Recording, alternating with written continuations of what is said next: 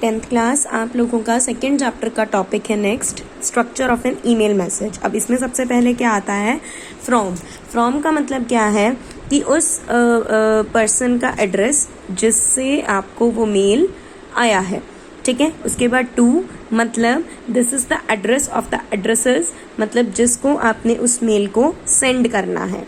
Next is your CC का मतलब क्या है, कार्बन कॉपी, मतलब आप इसमें उन सभी लोगों का एड्रेस, ईमेल एड्रेस देख सकते हो जिनको आपके अलावा वो ईमेल सेंड की गई है। उसके बाद है बीसीसी का मीनिंग क्या है, ब्लाइंड कार्बन कॉपी, मतलब इसमें आप लोग किसी भी पर्सन का और का ईमेल एड्रेस नहीं देख सकते अपने अलावा। फिर सब्जेक्ट में जैसे कि माय फर्स्ट ईमेल लिख दो आप लोग, जैसे आप अपनी लेटर में कोई भी विषय लिखते हैं वही है आपका सब्जेक्ट। उसके बाद बॉडी में वो सारा वो पार्ट जिसमें जितना भी आप लोग लिखेंगे।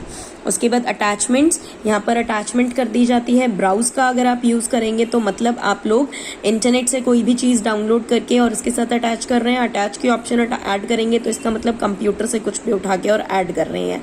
उसके बाद डेट है और मैसेज आईडी जो है वो सबकी अपनी अपनी यूनिक मैसेज आईडी होती है जिससे आप लोग अपने मैसेजेस को सेंड करते हैं, सेंडिंग मेल। उसके बाद आप लोगों का यहाँ पर सेंड मैसेज के ऑप्शन, फिर save draft, spell check, cancel message, reset, ये सब है। उसके बाद नेक्स्ट आपका टॉपिक बनता है कि difference between CC and BCC. बता दिया, सीसी की फुल फॉर्म है कार्बन कॉपी, मीनिंग कि आप लोग उन सभी रेसिपिएंट्स के मैसेजेस, ईमेल एड्रेस को देख सकते हैं जिनको आपके अलावा उस मैसेज को सेंड किया गया है। और बीसीसी आप लोग ब्लाइंड कार्बन कॉपी, यानी कि आप लोगों को कोई भी मैसेज, ईमेल एड्रेस नहीं दिखेगा किसी और पर्सन का अपने अलावा। नेक्स्ट है spam versus junk mail. Spam क्या होता है, इररेलेवेंट एंड इनएप्रोप्रिएट मैसेजेस, मतलब जो मैसेजेस आप लोगों के कोई भी काम नहीं होते हैं, काम नहीं आ सकते, इररेलेवेंट मैसेज होते हैं। इनएप्रोप्रिएट मैसेजेस को क्या कहते हैं हम लोग, स्पैम मैसेजेस कहते हैं। और जंक मेल जो आपकी अनवांटेड और अनसॉलिसिटेड एडवर्टाइजिंग होती है, मतलब अगर आपको कोई प्रमोशन करने के लिए कोई एडवर्टाइजमेंट अपनी सेंड कर रहा है तो that is your junk messages. उसके बाद नेक्स्ट टॉपिक है आपका using search engines. Search engines में क्या कह रहा है, a search engine is a program, कैसा प्रोग्राम है search engine, that searches through a database of web pages for particular information, जो कि आपकी एक पर्टिकुलर इन्फॉर्मेशन के बारे में आपको वेब पेजेस प्रोवाइड करवाता है। और आपके पॉपुलर सर्च इंजन्स क्या क्या हैं, Google, Bing, Yahoo, Ask, AOL and Wow, ये आपके पॉपुलर सर्च इंजन्स हैं। उसके बाद नेक्स्ट टॉपिक में आप लोगों को बताया गया है कि आप लोग एक सर्च इंजन को कैसे यूज कर सकते हैं और कैसे वो काम करता है, which is just only for the reading purpose. Now come to the next topic, we have some searching tips. इसमें सबसे पहले वो कह रहा है कि आपको डायरेक्ट कोई क्वेश्चन नहीं पूछना, मतलब डायरेक्ट ये नहीं डालना है कि who is the home minister of India, like सिर्फ आप ये भी लिख देंगे कि होम मिनिस्टर ऑफ इंडिया तो आप लोगों को उसकी इन्फॉर्मेशन आ जाएगी। सेकंड में कह रहा है कि आप लोगों को कुछ भी चीज अगर मान लो सिंगल फ्रेज के साथ सर्च करनी है तो वो आपको कैसे करनी है कि या तो उसको इन्वर्टेड कॉमास में डालो या सेमीकोलन में डालो या हाइफन्स में डालो। फिर है आप लोगों का कि अगर आपको कोई भी शॉर्ट फॉर्म यूज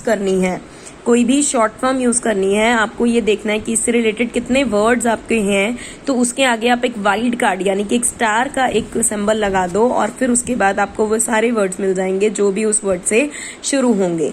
नेक्स्ट में वो कह रहा है कि कोई भी आपको इस तरीके से नहीं लिखना है कि सारे ही अपर केस में लिख दिए या सारे ही लोअर केस में लिख दिए, अपना नॉर्मल लेटर लिखो, नॉर्मल वर्ड्स लिखो और आपका जो है वो सर्चिंग टिप आसान हो जाएगी। फिर वो कह रहे हैं कि अगर आप दोनों के आगे, किसी भी वर्ड्स के आगे, दोनों के आगे आप प्लस लगाते हैं तो आपको दोनों से ही रिलेटेड जितने भी वेब पेजेस गूगल पर या फिर किसी भी सर्च इंजन पे पड़े होंगे वो आपको सारे के सारे मिल जाएंगे। फिर वो नेक्स्ट में कह रहा है कि ऐसे अगर लिखते हैं कि प्लस एशिया माइनस चाइना, इस तरीके से आप लिखते हैं तो क्या होगा कि आप जिसके आगे माइनस का साइन लगाएंगे, जिस वर्ड के आगे माइनस का साइन लगाएंगे, आपको उस वर्ड से रिलेटेड कोई भी इंफॉर्मेशन शो नहीं होगी। उसके बाद finding people on the net में कह रहा है, फाइंडिंग पीपल ऑन नेट में वो क्या कह रहा है कि आप लोगों के पास क्या है, पहले ईमेल एड्रेस है और आप लोगों के पास अगर ईमेल एड्रेस है लोगों का या नेम है आप लोगों का, तो आप लोग क्या कर सकते हो, किसी भी पर्सन को इंटरनेट पे सर्च कर सकते हो। फिर नेक्स्ट टॉपिक आप लोगों का आता है एफटीपी प्रोटोकॉल का। एफटीपी क्या होता है, पहले फुल फॉर्म देखो, फाइल ट्रांसफर प्रोटोकॉल।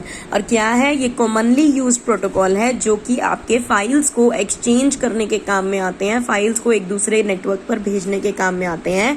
और ये सपोर्ट किसको करता है, टीसीपी आईपी प्रोटोकॉल को सपोर्ट करता है, यानी कि transmission control protocol, internet protocol.